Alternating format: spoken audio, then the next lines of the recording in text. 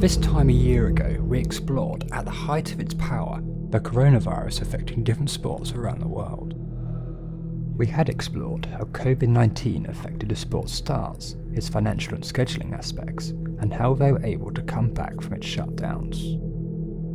In this documentary, we're going to delve even closer, exploring how COVID-19 had affected different areas in tennis. With an emergence of a deadly variant, a rise in player cases, and a certain controversy down under, can the sport overcome coronavirus issues for a second time?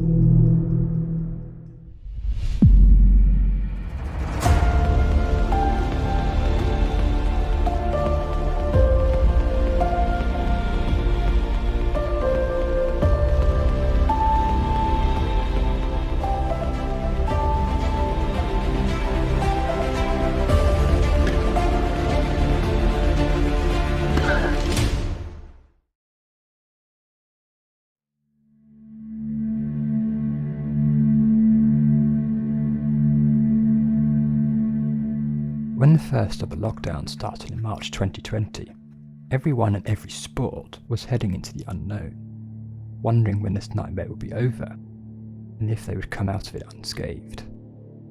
Tennis was no exception. With the ATP, WTA and ITF tours all called off, it left some personnel in the sport without a job, without a source of revenue, and leaving them unknown about their futures. I was on a tennis court working with players, and we were sort of getting the messaging that something bad was going to happen. In the evening I had a meeting for a casino night that we'd arranged for the foundation, and then it just all hit. We were really prepared for it, so it was quite seamless in terms of getting all our support for all our athletes online, and it worked really, really well, which was a lifesaver for us, really. I mean, I actually didn't work until the Battle of the Brits, which was put on in the summer. So I had effectively 4 months without work. There really wasn't a whole lot to do, just waiting for the next move, waiting for the tours. From a financial point of view, it was absolutely disastrous. I don't even like to think how much we lost, to be honest. So if anyone survived it, I think it's a good reflection on the structure of their business and how they did in some shape, way or form. As it looked like the tour was going to restart, I connected over Zoom with a lot of players, and we started analysing video of their matches. The ability to communicate with the player and the coach remotely here in Austin, where I live, has actually been really, really good.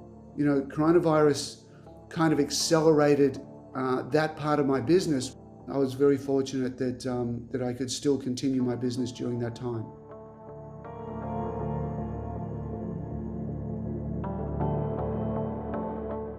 When tennis re-emerged again in August 2020, the sport was finding itself slowly getting back onto its feet. With everyone now transitioning back to some form of normality, just how did tennis survive a lockdown? And were personnel able to adapt to the new COVID guidelines? As an organisation, I felt we did stay in contact very, very well and supported well. And I think one of the positives is if you happen to survive COVID, I suppose it's a reflection of how tough and pliable you are as an individual, mentally, emotionally, and as a business structure. You know, I think when the tour first came back, it was very, very difficult for the players mentally to be in, you know, just in the hotel room, and you're ferried to the courts, and you've got a small amount of time there, and you're back to the hotel room. And, you know, I think the tours saw that and said, okay, how do we make life easier? You know, what should we do? You know, I see more resources out there for, you know, the mental health. Every single production that we did all became remote productions. Testing would be done usually through the post, so we would get tests through the post. We then had to make sure we had a negative result 24 hours before we arrived at IMG Media. We were then temperature checked on arrival, and then mask wearing was mandatory throughout the course of the building until we actually got into the commentary box. Screens were erected between two commentators, so myself and my co-commentator, It was even more extreme at Eurosport because last year for the Australian Open, we actually had the main commentator in one booth and the co-commentator in a separate booth, which is a first for me. I've never done that before.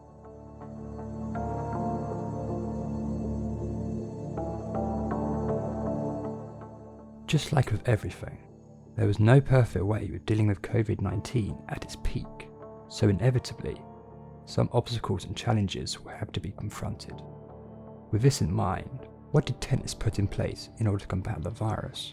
And did any defects emerge? You know, behind the scenes, it's been treated very, very seriously. That, you know, we're getting tested all the time, which is great. You know, it's very reassuring for the players. You've got fans back at the event, tested every 3 days. It was, you know, a bubble environment. It was hotel to the courts, and I thought that was great. Probably, to be honest, for most of 2020, I think a lot of those lower tier events really struggled, and the cost of putting an ITF Futures event on is fairly substantial in itself, and then you have to consider everything that goes with testing players, quarantining players, bubbles, all that sort of stuff. That's just really not manageable at the ITF level, so that was very, very difficult, I think. I've been at an event where I've walked by and even talked to a person that got tested either the next day or the following day that had COVID. You get tested immediately, and if you don't have it, you know, sometimes it's just luck. And, you know, hats off to the tours in an extremely difficult time. It's costing a lot of money to get all this done, but they're doing a great job of it. I didn't go to Wimbledon, but everything that I heard, they definitely went the whole way in terms of keeping your bubbles, you know, keeping to the protocol. Wimbledon anyway is absolute cross T, dot I's, everything is done at a level you wouldn't believe, and that's take COVID away. I wouldn't expect anything less than world class from Wimbledon, to be fair. In a press release by ATP chairman Andrea Gaudenzi, he expresses how tennis has had to adapt since the start of the pandemic. He goes on to credit the hard work from the players and tournaments that has allowed them to reach this point.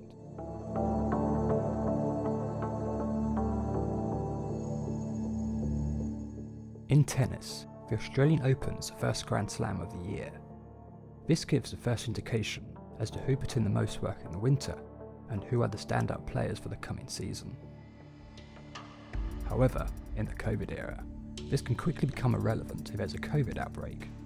In case of this instance, how has the Australian Open been prepared for the new season? You know, for the Australian Open, you know, you just look at it, the people that will be on site at the Australian Open are mandated they must have 2 jabs. And because of that, it's not too much to ask that the players actually have 2 jabs as well. Everybody that comes on site has to have 2 jabs. The tournament is always bigger than one player, and Novak has won 9 times down there. Everybody will be disappointed if Novak doesn't go. But I tell you what, we're gonna all be there Monday, and we're gonna all be watching some unbelievable tennis, and we're going to be tuned in for the entire tournament, and it will be an outstanding tournament with or without Novak. I'm going to go to the event. I've been vaccinated, and I'm greatly looking forward to finally getting home.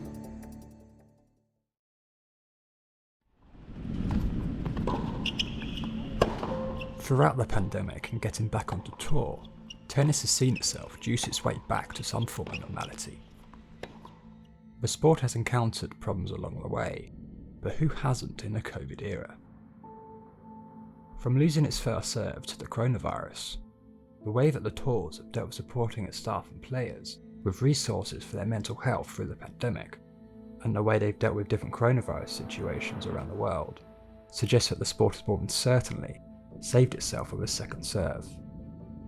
Things can only go up from here, surely.